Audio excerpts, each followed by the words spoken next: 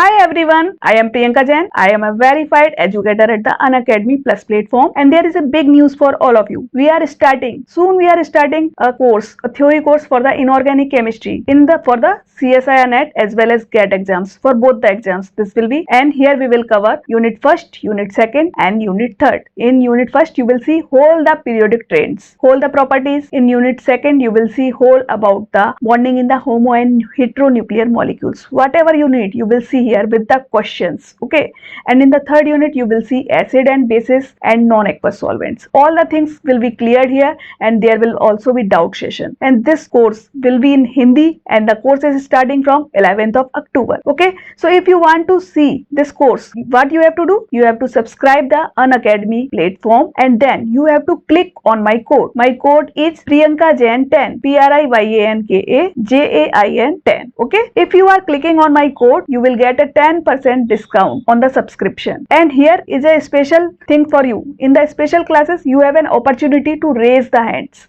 By raising your hand you can clear your doubts in the live session. So subscribe the Unacademy. Hi students, welcome in chemistry classes. In our last lecture we have studied a lot of topics of the stereochemistry, and in the meantime I want to make some videos of the chemistry of p block elements. In a little time before we have made several videos of the chemistry of p block elements, and there are some more topics remained. Okay, so here we are trying to fill up that topics. Okay, so the first topic is the allotropes of the phosphorus. So in this lecture we will study about the allotropy in the phosphorus. We know that the phosphorus is the element of group 15. Okay, and it has a tendency to form allotropes. It means the phosphorus element can be found in the 3 forms that are called the allotropes. Okay, and these 3 forms are white phosphorus, red phosphorus and black phosphorus. So firstly we have to study about the white phosphorus.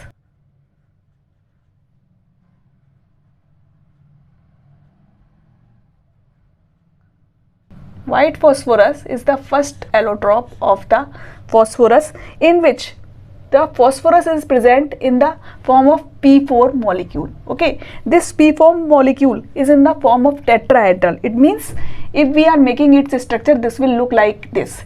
This is the 4 phosphorus atoms are arranged in the form of a tetrahedral. Okay, and in this way these are joined. Okay, now these P4 molecules are attached to each other. It means if there are more molecules, then these molecules are attached to each other by the weak van der Waals forces. Okay, there is no covalent bond between these P4 molecules, right? These are attached by these weak van der Waals forces. Okay, so this white phosphorus, this allotrope of the phosphorus is highly reactive. Okay, another thing is that in this molecule the angle between this angle is of 60 degree. Okay, while this should be of 90 degree, but it is of 60 degree. So this derivation from the 90 degree to 60 degree will cause a strain in this molecule, and due to this strain this molecule is also highly reactive. Okay, this is the why it inflames in the air. Highly reactive, it inflames in the air very quickly. So we have to store it in the water. It means it is stored in water. Okay, it catches fire easily in the air, right? So it is stored in the water. Next thing, it is insoluble in water.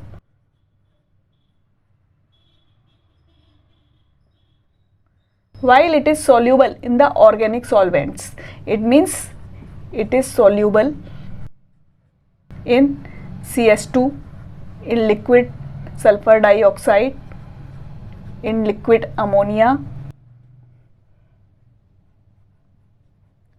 or in benzene solvent. If we see its chemical properties, then the first property is that P4 can react with the oxygen. If it reacts with the oxygen, it forms its oxides. We will see its oxide in our next video. Here we are seeing the allotropes of the phosphorus. So the first oxide that it can make P4O6, then it can make P4O10, Okay, and these oxides, if react with the water, these forms the oxo acids. Okay, next thing, it can react with the halogens and it can form the halides, and we know its halides are of the type px3 and px5. Okay, it can react with a base when we are boiling it with the base, then it will form phosphine. Okay, next thing, it can react with the sulfur. If it reacts with the sulfur, it forms its sulfide, and its sulfide are of the type P4S3. It means in all of them the phosphorus is present in the tetrahedral form. Okay, P4S3, it can be P4S5, P4S7, P4S10 of such type, right? And it can also react with the metals.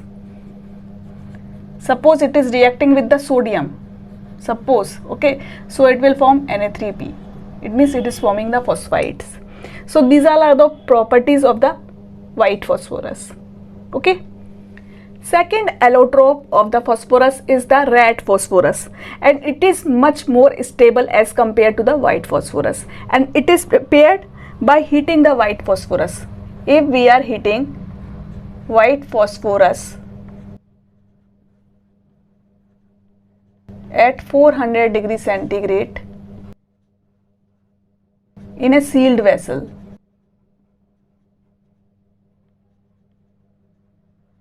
then it will form red phosphorus.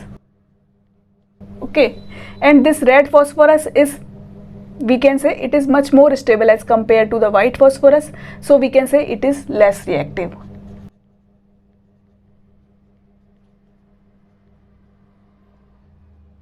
Okay, and another thing is that in this molecule there are covalent bonds present. It means if we have seen in the white phosphorus there was van der Waals forces present, but the red phosphorus molecule, if we see its structure, what happens, it's in its structure, these tetrahedrals of the phosphorus are in all the forms of the phosphorus is present in the form of the regular tetrahedron. Okay, but here these are attached to each other by the covalent bond. There are covalent bonds present. Okay, these are the covalent bonds, so they forms the long chains in this manner. Okay, in this manner they will form the long chains.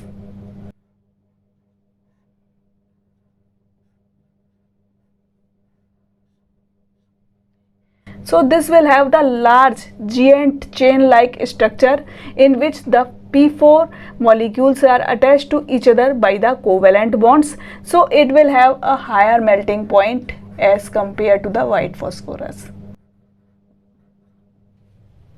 Okay, now we have to see the next allotrope of the phosphorus, that is the black phosphorus, and it is the most stable form of the phosphorus. Okay, and it is formed when the white phosphorus is heated at 200 degrees centigrade under high pressure. So what we get? We get the black phosphorus. Okay, and another thing, it will have the metallic luster.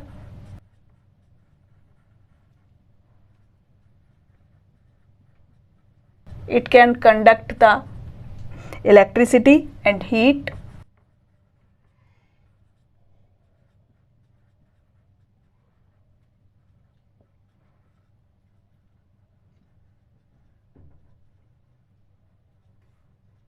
And here the POP bond angle, if we see the PPP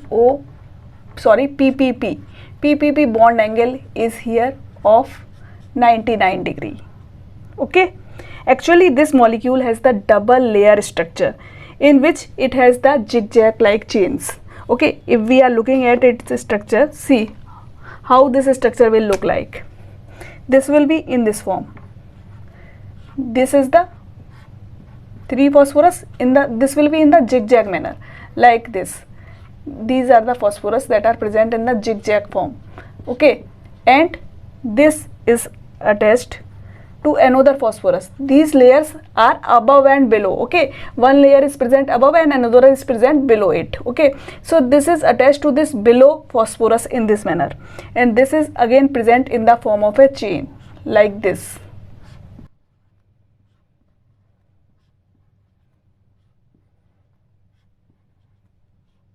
In this manner. Okay, this will be present in this manner, and these are joined to each other by this.